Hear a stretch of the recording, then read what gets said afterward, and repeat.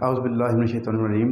Bismillahir-rahmanir-rahim. Assalamualaikum dear students. I am Nasir Alias and today I am going to solve chapter wise MCQs of General Maths 10th Arts.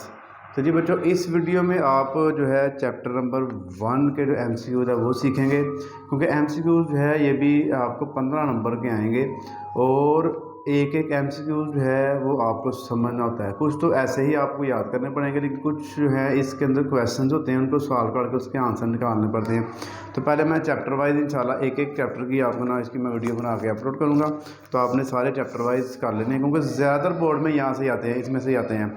तो पहले MCQs है, करना क्या आपने जी, आपने अपनी बुक खोल के आपने आगे रख लेनी है और बुक के साथ साथ जैसे मैं रीड करूँगा, क्योंकि लिखने सारे पॉसिबल नहीं होते, तो एक एक MCQs मैं लिखता जाऊँगा और आपने उसके साथ साथ पढ़ना है और इसको निशान लगा लेना है, जैसे आमतौर पर क्लासेस में होता है।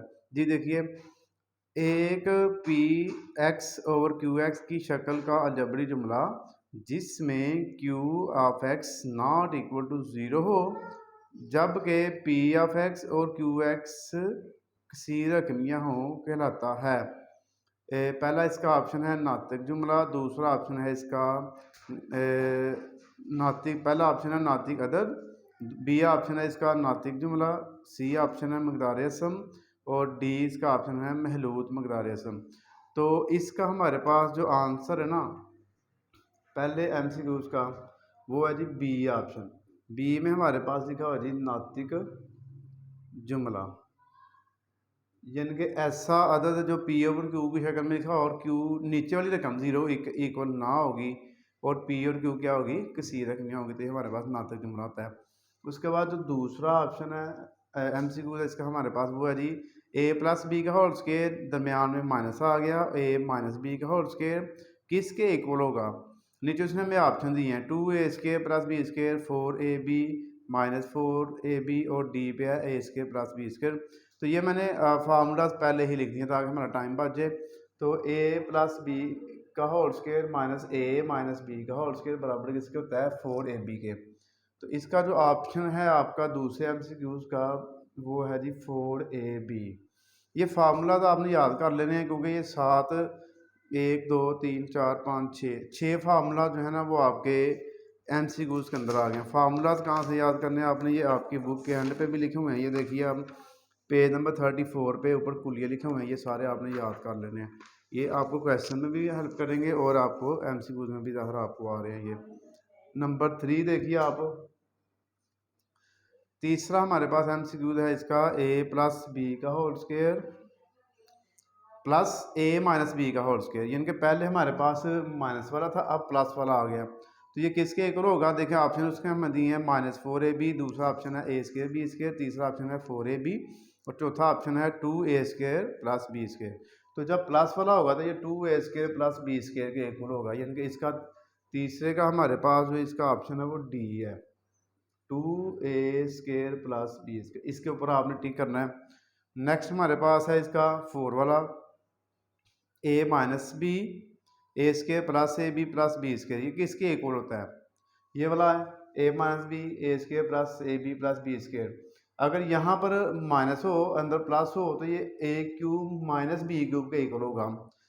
तो अगर यहाँ पर प्लस आ जाए अंदर माइनस आ जाए तो ये फिर A³ + B³ के इक्वल होगा, ये आपने याद रखना। फार्मूलाज वैसे भी आपने याद किए हुए हैं। तो चौथे का जो ऑप्शन है देखिए वो है जी सी।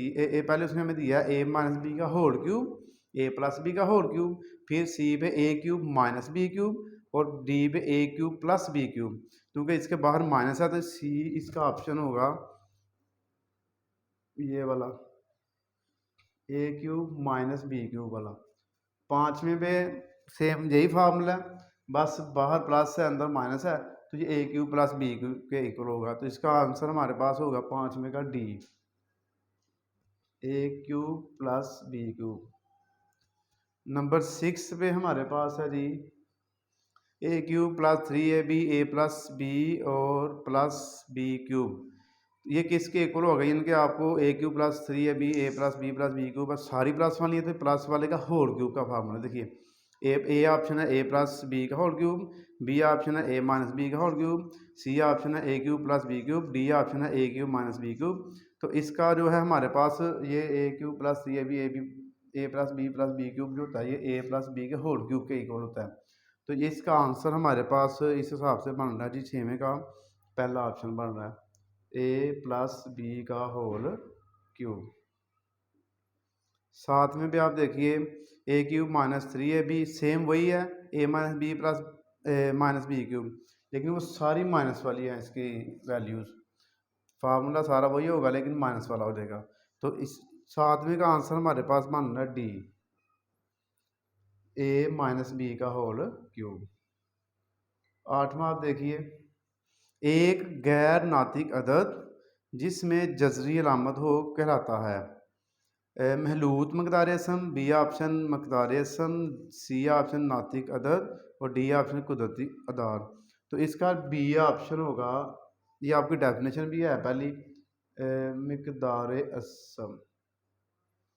नामा देखिए आप एमसीक्यू जिसका मकदार असम ए का जजर बराबर है ए की पावर 1/2 का दर्जा है। इसका दर्जा हमारे पास क्या होगा, पहला ऑप्शन 0, दूसरा बी, तीसरा 2 और डी है 1/2। तो सी ऑप्शन है इसका हमारे पास नामे का 2, क्योंकि इसका दर्जा 1/2 है तो ये 2 के बराबर ही होगा। नंबर 10 ऑप्शन है इसका ये सी वाला 2 वाला। और 10वें का आप देखिए, मकदार असम को ज़रूरत दी जा सकती है अगर वो होंगी कौन सी, यकसा दर्जा की, 2 दर्जी, मुख्तलिफ दर्जी दर्जा की। तो यकसा दर्जा इसका पहला, इनकी एक जैसी होंगी तो फिर हम इसको मल्टीप्लाई कर सकते हैं, इनकी पावरें एक जैसी होंगी तो ये मल्टीप्लाई करा सकते हैं। तो ये हमारे पास यकसा दर्जा आ गया, इसका ए ऑप्शन, ठीक है, यकसा दर्जा की। आप ये ए ऑप्शन पे टिक कर लें इसके। डेली एमसीक्यूज चैप्टर 1 के हो गए कंप्लीट। अब नेक्स्ट वीडियो में आपको अगले चैप्टर के मिलेंगे।